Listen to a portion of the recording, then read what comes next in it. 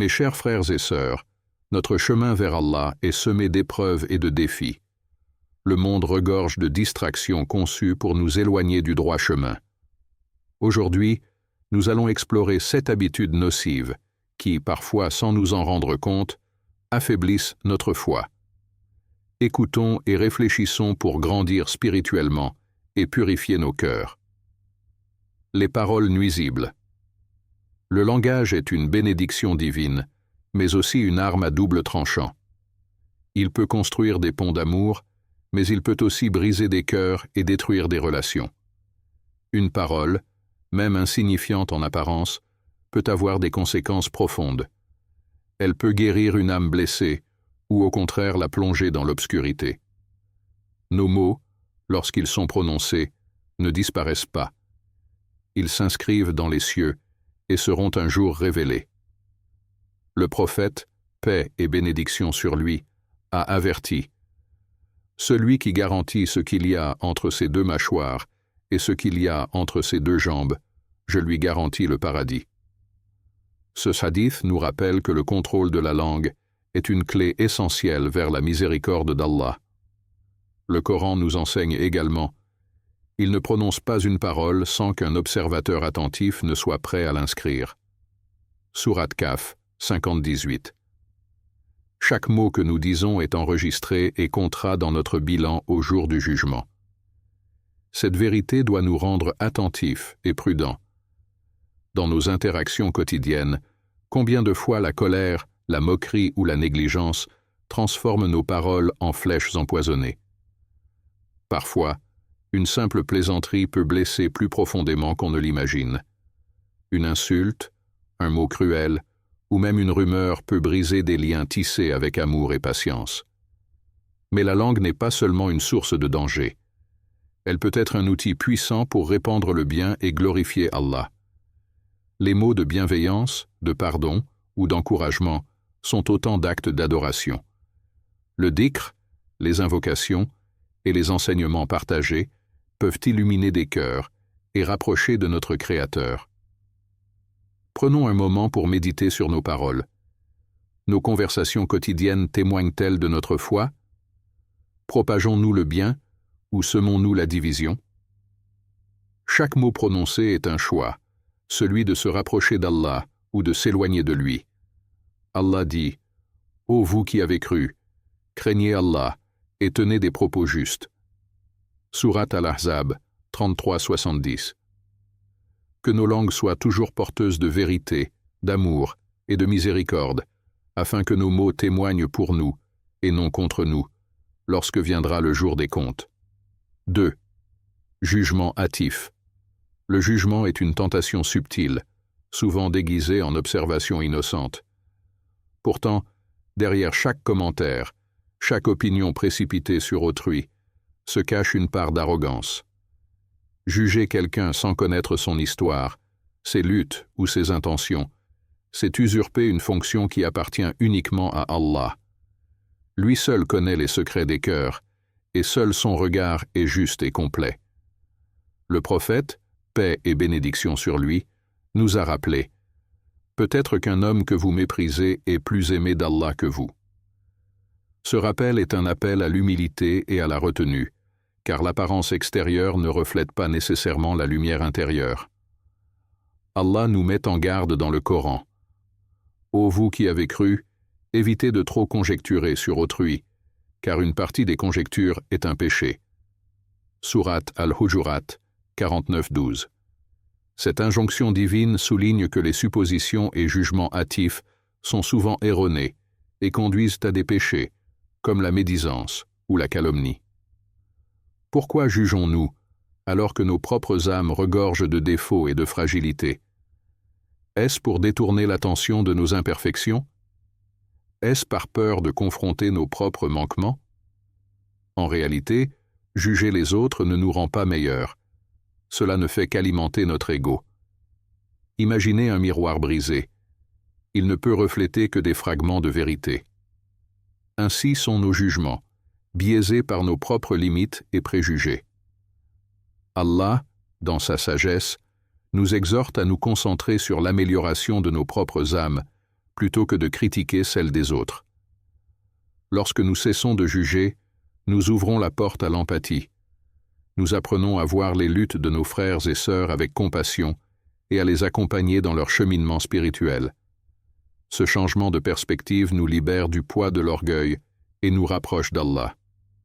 Le prophète, paix et bénédiction sur lui, a également dit « Celui qui couvre les fautes de son frère, Allah couvrira les siennes le jour de la résurrection. » Ainsi, au lieu de chercher les défauts chez autrui, concentrons-nous sur la purification de nos propres cœurs. Lâchons prise sur l'arrogance du jugement et adoptons l'humilité de ceux qui se tournent vers Allah, implorant sa miséricorde et sa guidance. Allah rappelle « Et ne détourne pas ton visage des gens avec arrogance, et ne foule pas la terre avec orgueil. Car Allah n'aime pas le présomptueux plein de glorioles. » Sourate Luqman 31-18. 3. L'ingratitude par les plaintes. Se plaindre, c'est comme porter un fardeau invisible qui alourdit le cœur et obscurcit l'esprit. Lorsque les plaintes deviennent une habitude, elles nous éloignent de la gratitude et par conséquent de la sérénité que procure la foi. Pourtant, chaque souffle que nous prenons, chaque jour que nous vivons, est une bénédiction d'Allah. Alors pourquoi choisissons-nous parfois de nous focaliser sur ce qui nous manque plutôt que sur ce que nous avons? Le prophète, paix et bénédiction sur lui, a dit « Regardez ceux qui sont en dessous de vous, et non ceux qui sont au-dessus de vous, afin que vous n'oubliez pas la bénédiction d'Allah sur vous. » Ce conseil nous invite à cultiver la reconnaissance et à nous éloigner des comparaisons qui alimentent l'insatisfaction. Allah rappelle dans le Coran « Si vous êtes reconnaissant, très certainement j'augmenterai mes bienfaits pour vous. Mais si vous êtes ingrat, mon châtiment sera sévère. » Sourate Ibrahim 14-7. Cette promesse divine montre que la gratitude est une porte ouverte vers davantage de bienfaits, tandis que l'ingratitude nous prive de la baraka. Dans la vie, les épreuves sont inévitables. Elles nous testent, nous façonnent, et surtout, nous rapprochent d'Allah. Chaque difficulté est une opportunité d'apprentissage, un rappel que nous ne sommes jamais seuls. Mais au lieu de chercher refuge dans la prière ou de demander à Allah de nous guider, combien de fois gaspillons-nous notre énergie à nous plaindre à des personnes incapables de nous aider? Prenons l'exemple du prophète Ayoub, que la paix soit sur lui, un modèle de patience face aux épreuves les plus ardues. Même lorsqu'il était accablé par la maladie et la perte, il n'a jamais sombré dans l'ingratitude. Son invocation sincère « Le mal m'a touché, et tu es le plus miséricordieux des miséricordieux. » Sourate Al-Anbiya 21, 83. Nous enseigne que même dans les moments les plus sombres, il est possible de rester reconnaissant et de s'en remettre à Allah. En remplaçant nos plaintes par des invocations et nos frustrations par la réflexion, nous transformons nos épreuves en des sources de sagesse. Prenons le temps, chaque jour, de remercier Allah pour les bénédictions visibles et celles que nous ne percevons pas encore. Car au-delà des épreuves se cachent souvent des cadeaux divins que seule la patience peut révéler. Souvenons-nous, en vérité, avec la difficulté vient la facilité. Sourate Ash-Shar 94, 6. Cela nous rappelle qu'aucune douleur n'est permanente et que derrière chaque épreuve se trouve un dessein divin, empli de sagesse et de miséricorde. 4. Rejeter la faute sur autrui. Rejeter la faute sur les autres est une échappatoire facile, mais profondément trompeuse. Ce comportement, souvent enraciné dans l'orgueil, nous éloigne de la responsabilité personnelle et freine notre progression spirituelle. Lorsque nous pointons du doigt autrui pour nos erreurs ou nos épreuves, nous négligeons une vérité essentielle. Tout ce qui nous arrive est, en réalité, un décret d'Allah. Le Coran nous rappelle « Tout malheur qui vous atteint est dû à ce que vos mains ont acquis, et il pardonne beaucoup. » Sourate Ash-Shura 42-30. Ce verset souligne que, bien souvent, les difficultés sont le reflet de nos propres actions. Mais au lieu de reconnaître nos torts et de chercher à nous améliorer, nous cédons à l'illusion du blâme. Cette attitude n'est pas nouvelle. Iblis, lorsqu'il a désobéi à Allah en refusant de se prosterner devant Adam, que la paix soit sur lui, a blâmé Allah lui-même pour sa chute. Il a dit « Parce que tu m'as induit en erreur, je m'assoirai pour eux sur ton droit chemin. » Sourate Al-A'raf 7:16. En suivant cet exemple, nous imitons le pire des comportements, celui de détourner la responsabilité pour justifier nos échecs. Mais il existe un autre chemin, un chemin de foi et de courage, celui qui consiste à accepter nos erreurs, à chercher des solutions et à nous en remettre à Allah. Le prophète, paix et bénédiction sur lui, a dit « Le fort n'est pas celui qui domine les autres, mais celui qui se maîtrise face aux épreuves. » Imaginez un groupe confronté à un projet qui échoue. Les membres se blâment mutuellement, alimentant les tensions. Pendant ce temps, une personne au sein de ce groupe choisit de prendre l'initiative. Elle analyse les erreurs, propose des solutions et rallie les autres autour d'un nouvel objectif. Cette personne incarne la véritable force, la capacité à transformer une crise en opportunité de croissance. Les épreuves ne sont pas là pour nous briser, mais pour tester notre patience et notre foi. Lorsqu'un défi survient, ne regardons pas autour de nous en cherchant un coupable. Regardons en nous-mêmes et demandons « Que puis-je apprendre de cette ?» Allah dit « Et nous vous éprouverons certes par un peu de peur, de faim, de diminution de biens, de personnes et de fruits.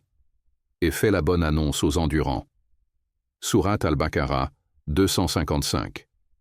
Ces épreuves, bien qu'intenses, sont des opportunités d'élévation spirituelle. En assumant nos responsabilités, nous renforçons notre caractère, purifions nos cœurs et gagnons en proximité avec Allah. Ainsi, au lieu de céder à la tentation de blâmer les autres, affrontons les défis avec humilité, courage et résilience. Car en chaque difficulté se cache une occasion de grandir. 5. La procrastination spirituelle. Je ferai demain. Ces mots paraissent inoffensifs, mais ils cachent une des ruses les plus subtiles de Satan. En nous encourageant à remettre les bonnes actions à plus tard, il nous éloigne progressivement de notre Créateur. Pourtant, le temps est une bénédiction précieuse et limitée qu'Allah nous accorde. Chaque instant qui passe est une opportunité soit de se rapprocher de lui, soit de s'égarer davantage. Allah dit dans le Coran « Ô vous qui avez cru, craignez Allah comme il doit être craint, et ne mourrez qu'en pleine soumission. » Sourate Al-Imran 302. Ce verset est un appel à vivre chaque jour comme si c'était notre dernier, car personne ne sait quand son heure viendra. La procrastination spirituelle commence par des petits retards, un dhikr différé, une prière reportée de quelques minutes. Avec le temps, ces retards deviennent des heures, puis des jours, et parfois, hélas, un abandon complet. C'est un glissement insidieux qui fragilise notre foi et nous rend vulnérables aux tentations du monde. Le prophète, paix et bénédiction sur lui, a averti. Profite de 5 choses avant 5 autres, ta jeunesse avant ta vieillesse, ta santé avant ta maladie, ta richesse avant ta pauvreté, ton temps libre avant ton occupation, et ta vie avant ta mort. Ce hadith nous enseigne l'importance d'agir immédiatement, sans attendre un futur hypothétique. Imaginez un cultivateur qui dit « Je sèmerai mes graines demain ». Chaque jour, il reporte son travail jusqu'à ce que la saison passe et que le sol ne soit plus fertile. Tout comme ce cultivateur perd sa récolte, celui qui procrastine dans sa foi risque de perdre les bienfaits d'Allah. Le Coran nous rappelle « Et dépêchez-vous vers un pardon venant de votre Seigneur, ainsi qu'un paradis large comme les cieux et la terre, préparé pour les pieux. » Sourate Al-Imran 333. Cet appel à l'urgence nous pousse à ne pas retarder les bonnes actions. Chaque prière accomplie à temps, chaque acte de charité, chaque invocation faite dans le présent est un trésor pour l'éternité. Au contraire, chaque opportunité manquée est une perte irrécupérable. Ne laissez pas le temps devenir votre ennemi. Utilisez-le pour plaire à Allah, pour purifier votre âme et pour renforcer votre foi. Car, comme l'a dit le prophète, paix et bénédiction sur lui, le plus aimé des actes auprès d'Allah est celui qui est accompli avec constance, même s'il est petit. Ne remettez pas à demain ce que vous pouvez faire aujourd'hui, car demain n'est jamais garanti. 6. La médisance. La médisance, souvent déguisée sous des apparences de confidence ou de discussion inoffensive, est un poison qui s'infiltre dans les cœurs et les relations. Ce péché insidieux détruit la confiance, divise les communautés et éteint la lumière spirituelle en nous. Allah, dans sa sagesse infinie, nous met en garde contre ce comportement destructeur, car il porte atteinte à l'honneur d'autrui et à notre propre dignité. Le Coran illustre la gravité de ce péché. Et ne médisez pas les uns des autres. L'un de vous aimerait-il manger la chair de son frère mort? Cela vous répugnerait certes. Craignez Allah, car Allah est grand accueillant au repentir, très miséricordieux. Sourate Al-Hujurat, 49-12. Ce verset utilise une métaphore puissante pour montrer combien la médisance est repoussante aux yeux d'Allah. Souvent, la médisance naît d'un besoin d'élever son ego en abaissant les autres. Elle peut aussi venir d'une frustration intérieure ou d'une jalousie cachée. Mais qu'importe son origine, chaque mot prononcé dans ce cadre laisse une empreinte dans notre âme et nous éloigne de notre Créateur. Le prophète, paix et bénédiction sur lui, a dit « Savez-vous ce qu'est la médisance ?» Ils répondirent « Allah et son messager le savent mieux. » Il dit « C'est de parler de ton frère en des termes qu'il n'aimerait pas entendre. » Même si les paroles sont vraies, elles restent un acte condamnable si elles nuisent à la réputation ou à l'honneur d'un autre musulman. Protéger l'honneur de nos frères et sœurs est une responsabilité sacrée. En évitant de propager les fautes des autres, nous espérons qu'Allah couvrira nos propres erreurs le jour du jugement. Car nul n'est parfait. Nous sommes tous vulnérables face à nos péchés et nos faiblesses. Allah dit également « Ceux qui aiment que la turpitude se propage parmi les croyants auront un châtiment douloureux ici-bas et dans l'au-delà. » Sourate An-Nur, 24-19. La médisance n'est pas une simple faute sociale. Elle est un rappel de la nécessité d'introspection et de purification de nos cœurs. La prochaine fois qu'une conversation s'oriente vers des propos nuisibles, souvenons-nous que le silence est souvent un acte de sagesse et de piété. Protégeons nos langues et demandons à Allah de purifier nos intentions et de nous éloigner de ce péché si préjudiciable. 7. La jalousie. La jalousie est une flamme intérieure qui consume lentement l'âme. C'est un poison qui détourne l'esprit de la gratitude et remplit le cœur de ressentiment. Elle engendre l'insatisfaction, perturbe les relations et dévie l'attention de ce qui est vraiment important, notre lien avec Allah. Iblis lui-même a été victime de la jalousie. Lorsqu'Allah a créé Adam, que la paix soit sur lui, et lui a ordonné de se prosterner devant lui, Iblis a refusé, rongé par l'envie et l'orgueil. Il a dit « Je suis meilleur que lui. Tu m'as créé de feu, alors que tu l'as créé d'argile. » Sourate Sad, 38,76. Cette jalousie a été la cause de sa chute et de son éloignement éternel de la miséricorde divine. Le prophète, paix et bénédiction sur lui, a averti « La jalousie dévore les bonnes actions comme le feu consume le bois. » En entretenant ce sentiment, nous détruisons non seulement notre paix intérieure, mais aussi nos efforts pour plaire à Allah. Pourquoi jalouser ce qu'Allah a accordé à autrui? Chaque bénédiction est un décret divin, un test autant pour celui qui reçoit que pour celui qui observe. Au lieu de nourrir la jalousie, apprenons à célébrer les succès et les biens des autres comme des signes de la générosité infinie d'Allah. Ce changement de perspective libère le cœur et renforce les liens entre les croyants. Allah dit dans le Coran « Ne convoitez pas les faveurs par lesquelles Allah a élevé les uns au-dessus des autres. Aux hommes une part de ce qu'ils ont acquis, et aux femmes une part de ce qu'elles ont acquis. Demandez donc à Allah de sa grâce. Allah est, certes, omniscient. Sourate An-Nisa 4.32. Au lieu d'envier les bénédictions d'autrui, tournons-nous vers Allah avec sincérité et demandez-lui ce que nous désirons. Il est Al-Wahhab, celui qui accorde ses dons à qui il veut et selon sa sagesse infinie. Et surtout, cultivons la gratitude pour ce qu'il nous a déjà accordé, car il y a toujours des bénédictions, visibles ou cachées, dans nos vies. Souvenons-nous de ceci. La jalousie est un indicateur que nous avons oublié l'immense bonté d'Allah envers nous.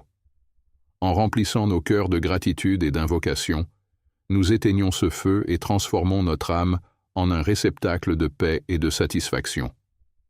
Le prophète, paix et bénédiction sur lui, a dit « Regardez ceux qui sont en dessous de vous, et non ceux qui sont au-dessus de vous, car cela vous aidera à ne pas mépriser les bienfaits d'Allah. » Que nos cœurs soient toujours en paix avec les décrets d'Allah et pleins de reconnaissance pour ses innombrables faveurs. Chers frères et sœurs, débarrassons-nous de ces habitudes pour purifier nos cœurs et avancer sur le chemin d'Allah. Qu'il nous accorde la sagesse, la patience et la persévérance pour corriger nos défauts. Prions ensemble. Ô Allah, purifie nos âmes, raffermis notre foi et guide-nous sur le droit chemin. Pardonne nos péchés et accorde-nous ta miséricorde. Amen. Que la paix et les bénédictions d'Allah soient sur vous tous.